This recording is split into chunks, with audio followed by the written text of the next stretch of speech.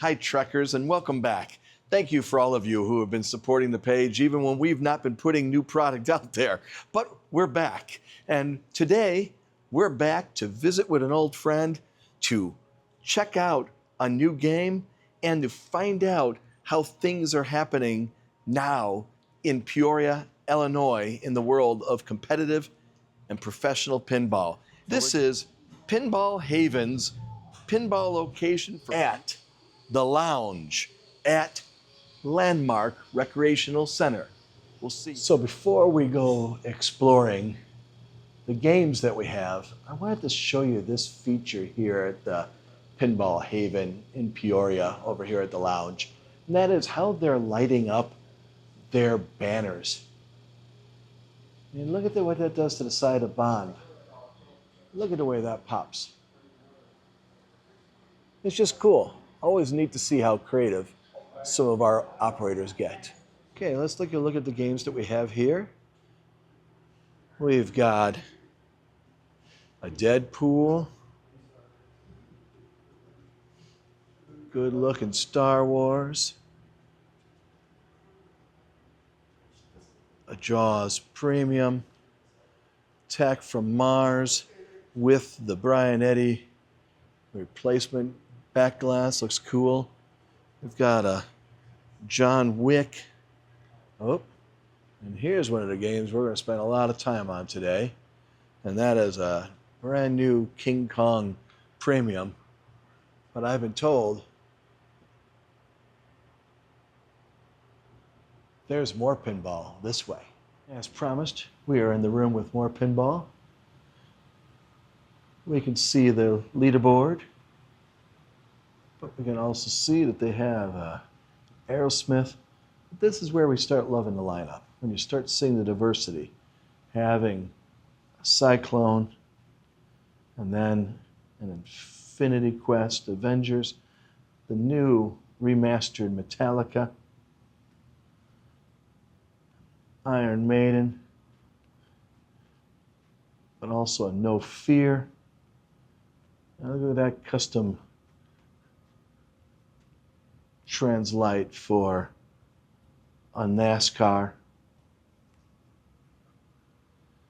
And then we've got a Shrek, an F-14 Tomcat, Black Knight Sword of Rage, an 8-Ball Deluxe.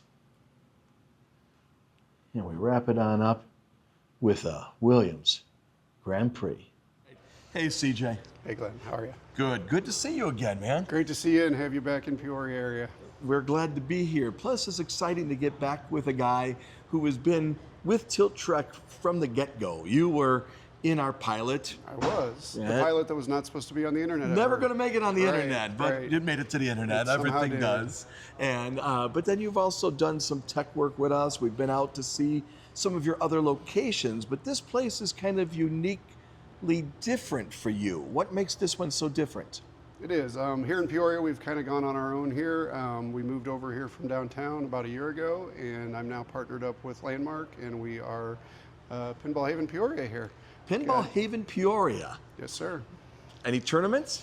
We do. We have first Friday of the month, we have an open. The third Wednesday of the month, we have a women's tournament, which is tonight, by the way. Oh, that's awesome. And then we've got a league that's running on the second and fourth Wednesdays of each month. And we do an ad hoc, try to do one about once a quarter, do a big Saturday tournament. So we had one of those in February, probably plan one of those for midsummer. Well, we looked at a bunch of your games. It's a fun lineup. I mean, I like the fact that it's just not your standard tournament type of location. I mean, it's nice to have the newest and the greatest, but it's also nice to be able to play some classic Williams back there, and that just keeps the whole setup just alive. Yep, I'm a big Stern fanboy, you know that. I'm a big Elwin fan, but I'm also a big Williams System 11 fan, and a big Steve Ritchie fan. So got a lot of the older stuff mixed in here. Trying to keep moving that direction. It's really hard. The Sterns do hold up a little better. Sure. The newer games are a little easier to maintain, but we're getting there. But luckily, you're an official Stern technician, right? I'm or list it. I've done some help. I've certainly got some service calls from Stern. I've helped them out with some warranty work with some of their customers on occasion, as well as we are a Stern Army location here. So That's cool. yeah. But amongst it all, and we want to know all about what you got going on out here, we are also here today because there is a new king of the monsters in town. And so what I'm hoping for today is that this is a premium, correct? This is a King Kong Premium, the Myth of Terror Island, the newest. And how long have you had this now? We've had it less than a week, so about 5 days since we unboxed it. So about 5 days. And so what our goal is, you had a chance to pick up a pro or a premium. So I'd like to play a little bit, let people see the code, let people see how it plays.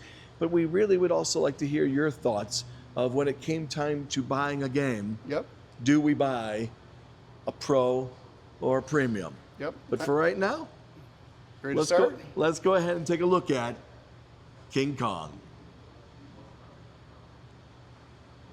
This King Kong is just, I think it's beautiful. I mean, I really, really like this side art. It just captures the theme. And you just want to see what's going on in this game, and even this back glass. It's just mean looking. It's cool. I love this. But what we're gonna do is let's have CJ talk us on through what we've got here. So go ahead, CJ. Show us what we have on the play field and what we should look at and what we should know about. Sure. So this is your King Kong Premium, obviously. I've had it about 5 days, so I'm not an expert. I'm sure I'll probably get some of the facts, most of the facts in the general vicinity, so doing my best here.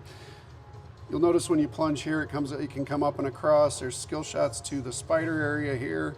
Okay. The spider in the Premium is a motion toy. There's 2 targets there behind there that are skill shots.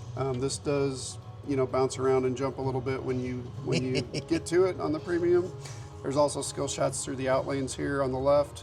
And these outlanes are just cool. Real interesting, something I was really surprised to see on an L1 game, the pass through from the outlane to the in lane essentially, and then you've got the middle outlane with the post there, so you can get a ball to go through there as well. So, and it's always nice to have that little extra.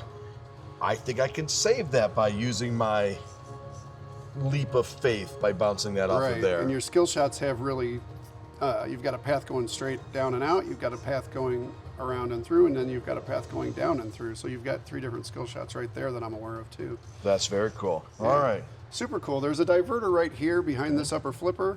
When your action button's blue, your diverter, you can pull it up on your own. When your log bridge is lit, if you come down that switch, that'll come up automatically. That's on both versions. Your Kong targets here. This is how you light your locks for your main 3-ball multi-ball, the Kong multi-ball. You got to knock those targets down twice, so that diverter is pretty important for getting those shots off. So how do we activate the diverter? Rolling a ball through here when the log bridge is lit will bring it up, or if you've got a blue action button, you can hit it. If you kind of slop in there or the log bridge isn't lit, you can bring it up that way. I think it's like a 5-second That's awesome. item. Yeah. Good. I like being able to control something that's pretty high up there on the play field that you're controlling it down there. So that would be a cool feature to try to remember. Yep. All right.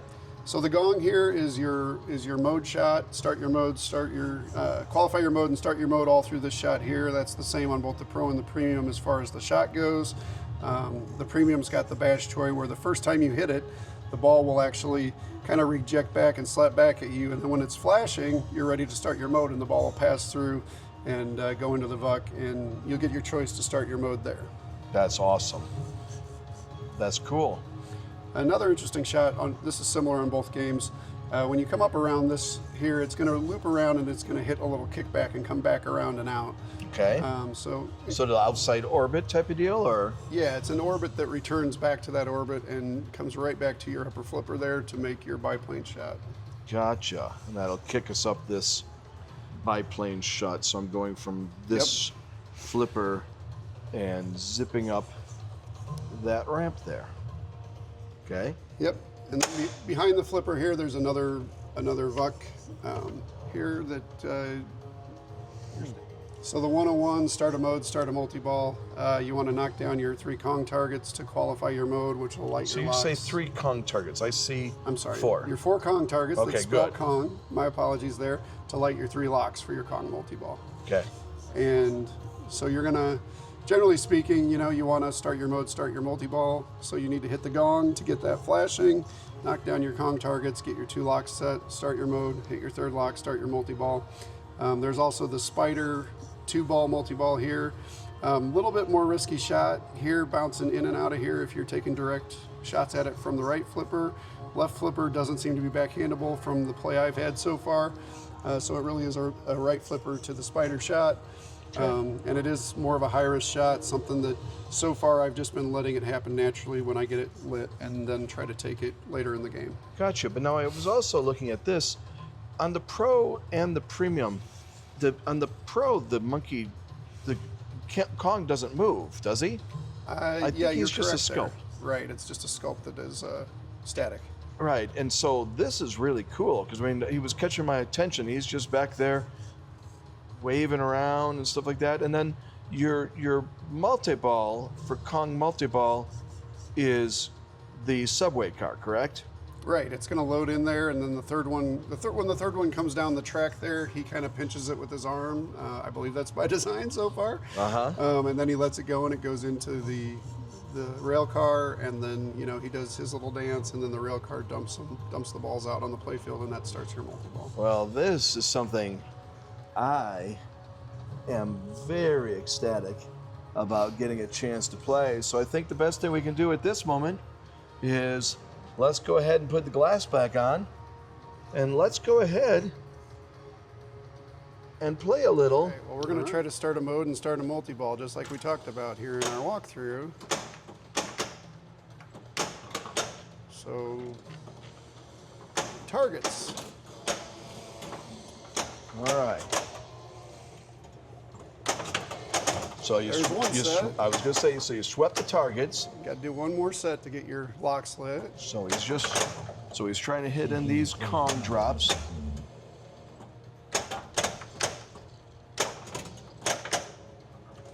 That would have been a good time to hit my action button. And your action button was blue. There we go. Now I got my lock sled on the center ramp. If you see that. See that there? Now lock one's lit. Oh, got it. So I can see the words. Lock 1 is ready to go. Oh, you banged your gong. So now that's flashing. Now I'm going to lock 2 balls, then start my mode. Oh, so then it made it into the train car. Very cool. Or the subway car. The art on this is really amazing. Because of the fact that There's ball 2 locked. Come on, Kong, let it go. I think this is a bit of a software feature in the early code. There he goes. Oh, no, that was all Nope, planned. It did not ball search. It did ball search, but it did not ball search me out of my locks. Good. And now gong. There's our mode. okay, Up so on we the get screen. You'll see so we we have got choices. in, or chasm, or pterodactyl, or stegosaurus, or the swamp. Oh, Let's so go save Ian for fun. So it's actually We like Ian. it's got a decent amount of code already in it then. Very much so, yeah. Good. I wasn't sure. And there's our 3rd lock. Oh, but so that's the second. But he's moving often Here enough. comes our multi-ball. So going again to where we've seen you before. Now you have locations, or there, I guess you have pins on locations all around the Central Illinois area, correct? We do, yeah. Got games in Bloomington, Peoria, Roanoke, Galesburg, all around the area, like you said. Running tournaments right now in Galesburg, and we've got a league in Galesburg as well. But another player up there helping me out there, good friend Luke. And so still working on another Bloomington location right now that we can hopefully get back to a Stern Army location and have some monthly tournaments there. But it's been fun. We've grown it now, since in the 3 years we've been in business as Pinball Haven, we've had as many as 7 locations. We're up to 43 machines right now total. So 43. yeah. Wow. This will be number 43 right now. That's cool, man. Yep. All right, well, you're up. All right, all right. Let's see if we can start a mode in a multi-ball. Thank you.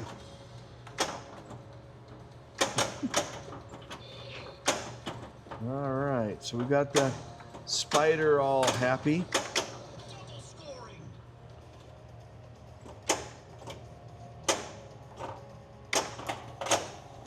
So when the spider is vibrating like that, does he want it? Or what is going on with this? Oh, he wants it. He wants it. Yeah, so now this is a... Okay, so there's a nice little million sneak-in shot there when you go back in the shooter lane. It's kind of odd to me they didn't put a gate on that, but it's fun too. Okay, so I see what you're saying. So as compared to normally Like on a Zeppelin, launch they've got a lane, gate there on that same shooter angle, basically. but instead it's almost like it's designed to go in there. Yeah, it's giving you a little skill shot moment or a auto launch moment. Auto launch mode that was worth points. Yep. That's a nice use of that benefit, and I think that's something that we've seen Elwin do some of those things before, where he has gone ahead and used spaces that not everybody uses, and so that's kind of cool. I hope it's on purpose, because I like it. It's more interesting than the back of a gate. Right.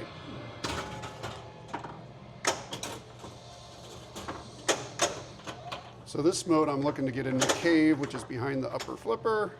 Okay. You can see that blue arrow lit there. So that was that VUC we looked at earlier, behind the upper right flipper. There, I slammed one in there. Uh-huh. Rather luckily, fortuitously. And that's also the mystery shot there. So now we got... So again, looking at this, what is the advantage of having more of a permanent location for yourself rather than having just games on locations? Is there a difference? Is it... The struggle's real out here trying to find a place that has the space you want to do as many games as we want to do here and try to do something that's, unique and special like we see in larger cities like Chicago and St. Louis area, really love going to those places that have a good variety and have big tournaments, and we're trying to kind of emulate that here. So really unique opportunity here with Landmark. They have the space, we have a nice agreement and good relationship with them, and we've got plenty of room here to grow if we need to, and so it works out to everybody's advantage here that they can have another entertainment option in their bar. That's cool. So now, if let's say, for example, this became that kind of big space where you could just keep adding games and games and games. I'm thinking of places like we've viewed the guys down in near St. Louis with Atomic. Sure. And so they're a standalone pinball location. Love it there.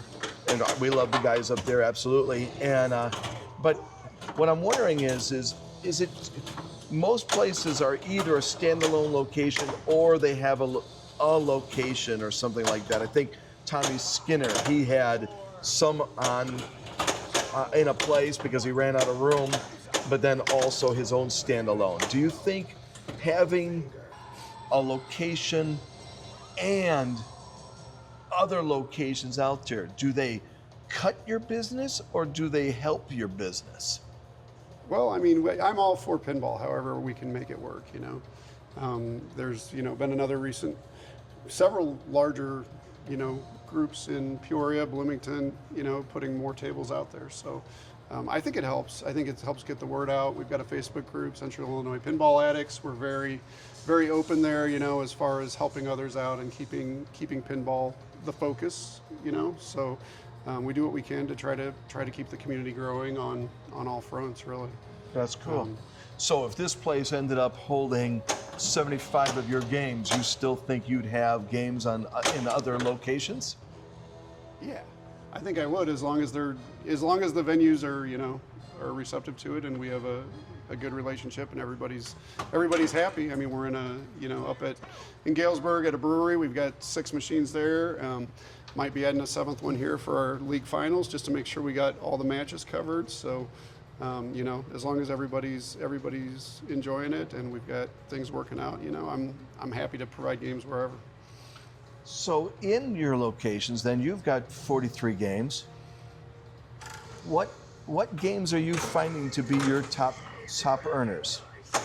Is there a standard formula for what seems to be what people are looking for? Is it always the newest game, or you'd be surprised. I think like Bringing Attack from Mars here, people really love that game. Obviously the most current flavor of the month, new games do really well, especially when they're brand new. You'll always see the coin drop move towards that game. Some games do better in some places than others. We've had some struggle with some of the 2-3-year-old Sterns being popular at one place, and I move it to another place and it's getting tons of play. Some examples of that, like Rush does great up in Galesburg. John Wick does great here. Sometimes in other places they haven't done so great. So it's just kind of a thing that, you just never know what's going to work. Just try to give people options and see what does work. I added a Cyclone here, which is, set on 50 cents a play, and I probably pull as many quarters out of that as any game in here on a monthly basis. When you are choosing your games for your locations, Not coming back. I've talked to you before about that was lucky. pros or premiums. How do you normally make a decision as to whether or not you have a pro or a premium game? For me personally, the designer's a big factor. There's a lot of games out there, but most of the Elwyn games I've owned both. With this one being probably the only exception to that I didn't buy both right out of the gate. I did have the chance to play both of them on this one. Okay. And I had put in my reservation for a pro, and I switched it to a premium as soon as I got to play the premium. There's economic factors, of course. Buying one game versus two and buying premiums versus pro, you're going to spend more money versus just buying a pro. For me, it's really about the flow of the game and the gameplay. Some games I definitely prefer the pro on. John Wick's one of those. I've played them both. X-Men, I've played both of them. I prefer the pro on both of those 2 titles. Well, don't go too fast from that. Sorry. No, I'm just fascinated by it. I think that's a good insight, especially because you have so much exposure to games. So what is it about those 2 games in which you say, I like the pro better than the premium? So on John Wick, I found the premium features to be, they kind of break up the flow of the game. Okay. Whereas the pro, you don't have things, one of the things that I personally don't enjoy is when you make a shot and you're punished instead of rewarded for it. Okay. And that's a big part of the X-Men is, that knocking it off the rail shot when you make your... Oh, and the Sentinel's hand comes up and grabs the wire for him? Yeah, so that to me was a game changer. John Wick, the briefcase is so clunky, and it's a kind of a wood chopper game to get mode started, but then you add that premium feature of the briefcase blocking the shot and creating some tough geometry there. It becomes a much harder game to chop wood on. So in here, I'm just like going, a vibrating spider, that's pretty cool. A moving monkey, that's definitely cool. A moving monkey that interacts with a moving subway. Right. Okay. These are some pretty cool features. The question would be since they don't really have anything to do with gameplay, is that worth thousands of dollars? Right. So you decided it was. I decided as a Elwyn fanboy and a Stern fanboy and as a Stern operator, I was going to invest in the premium on this title. As soon as I played both of them, I made my decision pretty quickly. There's just so much more going on in this upper right, and it's way more interesting and more fun for me. Okay, so you've decided that those... What am I missing gameplay-wise between the Pro and the Premium? Because all what I see are more animated toys. but not necessarily toys that change the game flow. So what is it about these things that you went, that's other than the fact that we like in Elwyn we trust? You know, it's like going, is there anything that's gameplay that you felt differently on? Yeah, I think for me, playing the Pro and then immediately playing the Premium, I just found everything in that upper right way more interesting as far as, you know, how the game reacted to you making those shots, and if it was just passing through or bouncing off something versus, you know, creating a different path, if that makes sense. When code takes sometimes so long to get out, Yeah. you know, it's like X-Men, we're already on another game. I tell you what, I literally gave the crew in Galesburg the option of what game I was going to take out of there, and they told me to take X-Men out because the code's not there. And X-Men's sitting in my basement right now, and they chose to keep Rush there. Waiting You for know. code. Yeah. You know, and so to me, that's why I'm like, I think we have to be able to, it's almost what has to become the norm. Right. We have to be able to have an opinion if we're planning on being one of the earlier adopters of a game. Yep. To have an opinion before code gets there. Right. And at that point in time, I'm going to start paying attention to what's on the play field. Right. And to me, when I got to this game, I like the homage to the old style of pinball. I like this artwork where they took it off of the old Gottlieb game, I think it was. They did. They did pay homage there. You know, I like that. I like the flow of the game. This thing is fast. It's furious. And the movement of those things. Watching that train car, I was waiting for it to just tip up and just pour the balls down. Right. But instead, it's chaotic. Creating some chaos, yeah. It's throwing the balls in different locations. Right. That's awesome. And I heard some people early on going, "Oh, what's the spider doing to the ball?" No, it looks like a spider. You know, I mean, it's like it's kind of It's technically a spider octopus if you pay attention to the multi-ball. Is it okay? Yeah, Well, yeah. it's just Some kind of mutant thing. it's cool. I am finding out that I like this a ton. But let's ask you the question then. All right. I know you pretty much have already done it, but again, you're looking at another buyer. Somebody comes on up to you and says, CJ, King Kong, Pro or Premium? What are you telling them? If you can afford to get the Premium, Okay. absolutely. Okay. And would you be sad if you ended up with just the Pro? Oh, no. I think any of the All-In games shoot fine as a Pro. I had Godzilla Pro before I even had a Premium for probably 6 or 8 months. And frankly, Premium was a hard sell for me on Godzilla, which I now prefer it, but it took a long time for me to come around. Yeah, okay, because that's a good example. Because again, on Godzilla, the difference of waiting for the tower to go up or down, Right. you know, it's... Well, the good news is on the Pro, they still make you wait, even though there's no movement there. The code still makes you wait for that tower. Okay, all right. Which is awesome. All right. Well, this is fantastic. CJ, Love you, it is man. good to see you Much again. appreciate Thank the time you so today. much. We're glad to be out here. Let's go on a road trip with the sun in our face. We